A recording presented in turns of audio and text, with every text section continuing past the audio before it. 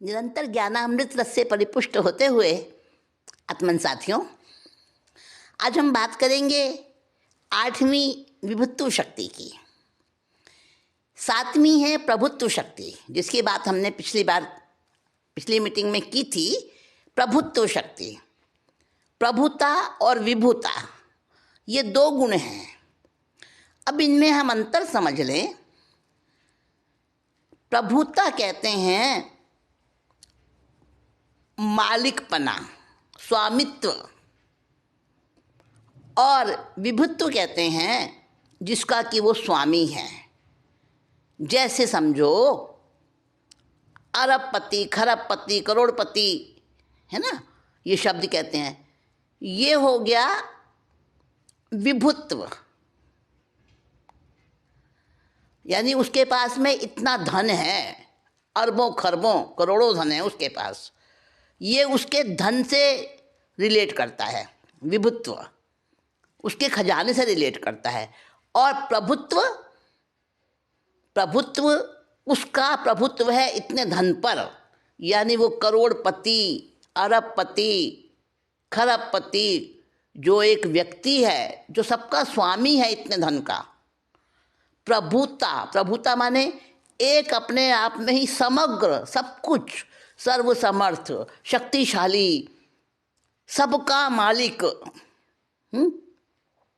जैसे वहाँ पर वर्णन आया प्रभुत्व शक्ति में कि प्रभुत्व शक्ति की अपेक्षा से देखें तो देव, गुरु, धर्म, अरिहंत, सिद्ध, पंच परमेष्टि, ये सब भी पर हैं, पराए हैं।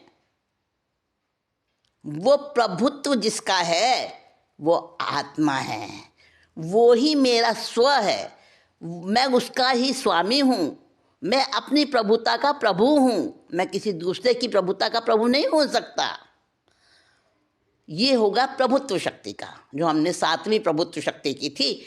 और 8वीं है विभुत्व शक्ति। विभुत्व शक्ति यानी सब, जितना भी माल है, जितना भी सब कुछ धन है, रत्न हैं, जवाहरात हैं, गहने, मोहरें, सब कुछ, आज की भाषा में कह दूं, सारे प्रोविडेंट फंड, सारे जितने भी वो उसके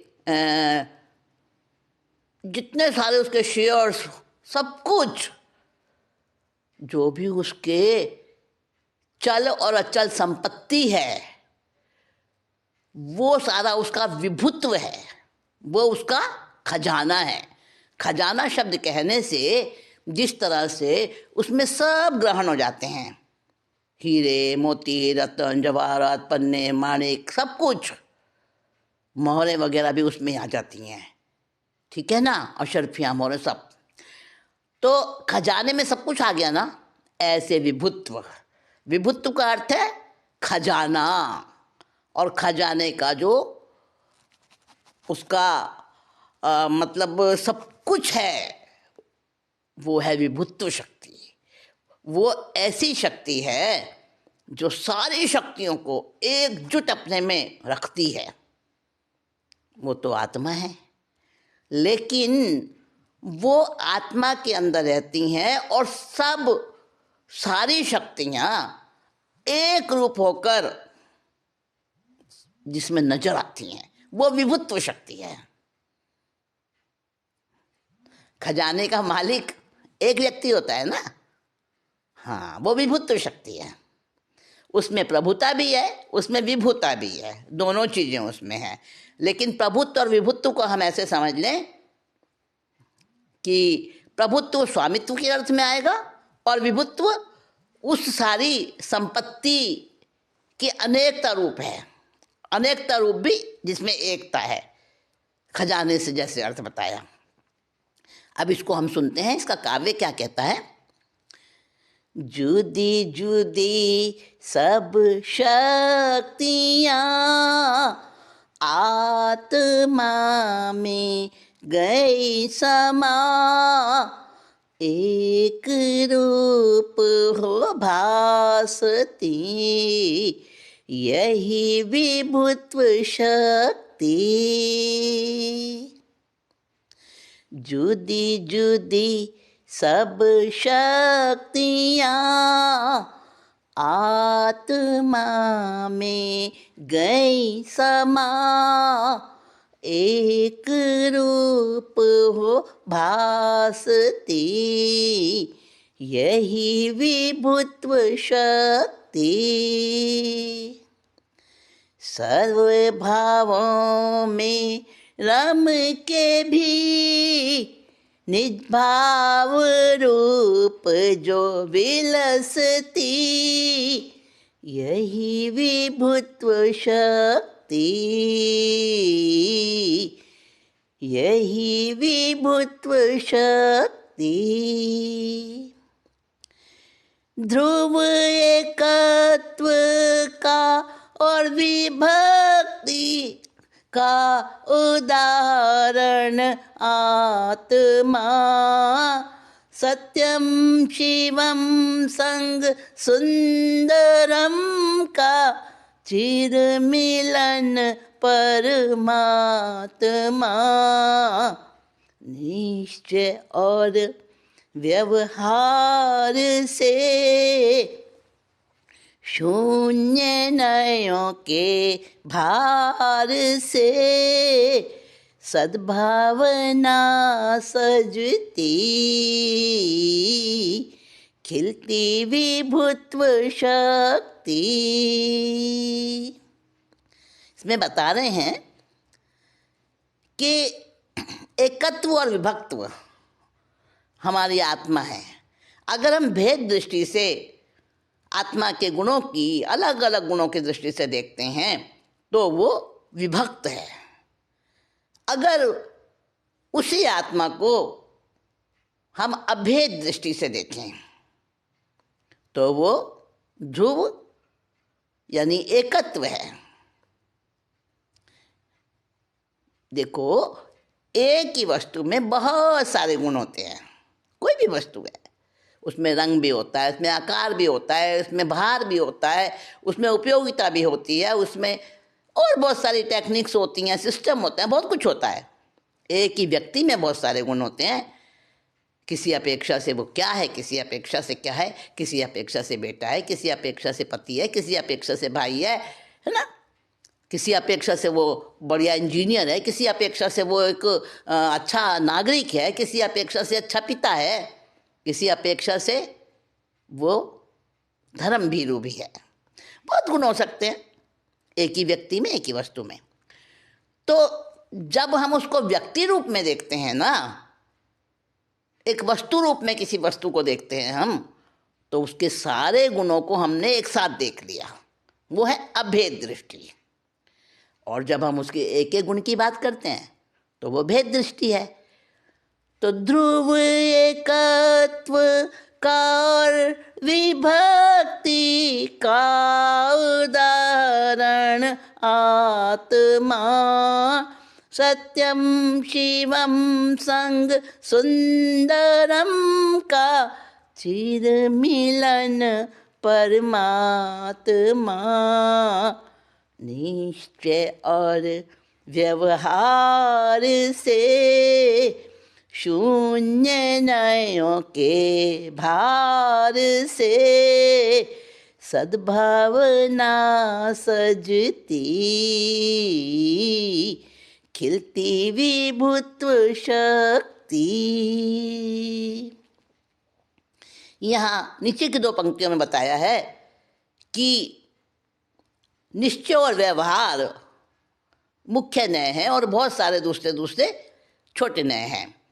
लेकिन जहाँ सारे नय समाप्त हो जाते हैं, आत्मस्वरूप एक अभेद दृष्टि रहती है, वहाँ निश्चय दृष्टि रहती है, द्रव्य दृष्टि रहती है। उस समय जब ऐसी सद्भावना अंदर में होती है, अपने आत्मा के प्रति अपनापन होता है, तब विभुत्व शक्ति पूरी तरह से खिल जाती है। रहती सब में है, सब में रहती है विभुत्व शक्ति, लेकिन वो आवृत रहती है। जैसे अभी हमारे सब में केवल ज्ञान है ना, सबके अंदर है। सम्यक दर्शन भी है, केवल ज्ञान भी है, केवल दर्शन भी है, सब कुछ है। पर अभी ढका हुआ है, आवृत है, अभी उद्घाटित नहीं है। और जब ऐसा द्रव्य के प्रति हमारा भाव होता है, उसी की तरफ दृष्टि होती है, निर्विकल्प अवस्था होती है, तब विभुत्व शक्ति खिल जाती है। लोक व्यापी आत्मा है, कहते कोई अन्य मति, अपने गुण पर्यायों में रहे आत्मा बस सच यही, भ्रमणा दूर हटाने से सत्यता प्रगटाने से उछले विभुत्व शक्ति, आत्मगुणों की मस्ती, सर्व भावों में रम के भी निज भाव रूप जो विलसती, यही विभुत्व शक्ति। एक लौकिक उदाहरण से समझे। खीर बनी है और उस खीर में बहुत सारे मेवा डले हुए हैं, बहुत पौष्टिक पौष्टिक पदार्थ उसमें डले हुए हैं, बड़ी स्वादिष्ट खीर बनी है, सुगंधित पदार्थ भी उसमें डाले गए हैं, सब कुछ उसके अंदर वस्तुएं हैं, लेकिन उसका स्वरूप क्या है? खीर। सारी चीजें एक रूप हो गई हैं उसमें, खीर कहलाएगी ना। ये लौकिक उदाहरण है, आत्मा के साथ नहीं जुड़ेगा, पर इससे हम थोड़ा सा समझ लेंगे, अपने उस लक्ष्य के नज़दीक पहुंच जाएंगे समझने वाले, जो हमें समझना है कि आत्मा में एकत्व और विभक्त कैसे है। तो कोई लोग ऐसा कहते हैं कि आत्मा तो लोकव्यापी है, पूरे लोक में व्याप्त है। कोई कहते हैं कि नहीं भाई, आत्मा तो एक बिंदु स्वरूप है। कोई कहते हैं नहीं भाई, आत्मा तो अपने शरीर के आकार में है। अब सच क्या है? सच ये है कि जो अपने गुण पर्यायों में रहती है वह है आत्मा है। कोई शरीर में नहीं रहती है आत्मा, शरीर तो बदलते रहते हैं। कोई लोक में नहीं रहती है आत्मा, कोई लोक के किसी एक विशेष भाग में नहीं रहती आत्मा। आत्मा तो अपने गुण पर्यायों में ही रमण करती है। और जब हम भ्रमणा हटा लेते हैं, संकल्प विकल्प इधर, ये नहीं, ऐसा नहीं, ये ठीक नहीं है, इसमें कन्फ्यूजन है, ये नहीं, ये बात तो ठीक लग रही है पर पूरी नहीं जम रही। ये संकल्प विकल्प जब हमारे हटते हैं ना, भ्रमणा दूर हटाने से, सत्यता प्रगटाने से उछले विभुत्व शक्ति, तब हमारी विभुत्व शक्ति जो है वो उछलने लगती है, प्रकट होने लगती है और वो खिलने लगती है। उसकी खिलावट आती है, उसकी खिलावट आती है तो फिर क्या होता है? विभुता निज आत्मा का वैभव जो सभी के पास है, अजनबी खुद से रहे वो स्वामी हो के भी दास है। आत्म वैभव जाने तो निज निधि पहचाने तो खुले सही दृष्टि, पल में उड़े सुस्ती। सबके पास है विभुत्व शक्ति, अपनी आत्मा का वैभव सभी के पास है ना। एक तुच्छ निगोद के जीव के पास भी आत्मा का वैभव है, लेकिन वो तो बेचारा समझता नहीं, उसका तो ज्ञान ही बहुत थोड़ा सा। लेकिन हम मनुष्य होने के बाद भी, सबसे जो हमारी सर्वोत्तम श्रेष्ठ पर्याय है मनुष्य की, उसमें आने के बाद भी और सब कुछ समझने के बाद, जिनवाणी को ग्रहण करने के बाद, श्रद्धा रखने के बाद भी हम अजनबी खुद से रहे तो हम स्वामी होके भी दास ही रह जाते हैं। और अगर पहचान ले अपनी आत्मनिधि को, अपने आत्म वैभव को जान ले, अपने उस खजाने को पहचान ले, तो सही दृष्टि खुल जाती है, फिर तो सारी सुस्ती हट जाती है। मैं आत्मा हूँ, मैं इतनी विभुता का स्वामी हूँ, मैं ऐसा हूँ। स्पष्ट जाने भिन्नता से ज्ञानी ज्ञान और ज्ञेयों को, स्पष्ट जाने भिन्नता से ज्ञानी ज्ञान और ज्ञेयों को प्राप्त करना बड़ा सरल है विभुता के इस जादू को। अपने परिचय नाम को बिना रटे भूले न जो, ऐसी प्रगाढ़ मैत्री विभुता से करें जो अभी। सर्व भावों में रम के भी निज भाव रूप जो भासती, वही विभुत्व शक्ति। जो ज्ञानी हो जाते हैं, जिनकी आत्मा में सम्यक दृष्टिपना आ जाता है, भेद विज्ञान की अभ्यास पूर्वक उस पर प्रगति हो जाती है, वो ज्ञानी स्पष्ट ज्ञान और ज्ञेय दोनों को भिन्न भिन्न जानता है। ज्ञेय यानी सब वस्तुएं, मेरे से अलग जो भी हैं, मेरे से पर जो भी हैं, सब ज्ञेय हैं। समझ गए ना? उसमें अरिहंत भी आ गए, उसमें सिद्ध भगवंती भी आ गए, पंच परमेष्ठी भी आ गए, और संसारिक लोग तो सारे आ ही गए, संसारिक वस्तुएं सारी आ गई उसमें। सब पर हैं, सब पर हैं, और उसको स्पष्ट जान ले। अब मेरी आत्मा इनको जानती है, मैं देखता हूँ, मैं जानता हूँ, मैं सुनता हूँ, मैं बहुत प्रकार से इनको अनुभव करता हूँ पदार्थों को जो पर हैं। क्यों? मुझे पर में किस लिए जाना? जब ऐसा समझ आ जाता है तो विभुता के जादू, ऐसा विभुता का चमत्कार ये प्राप्त हो जाता है। फिर कैसे?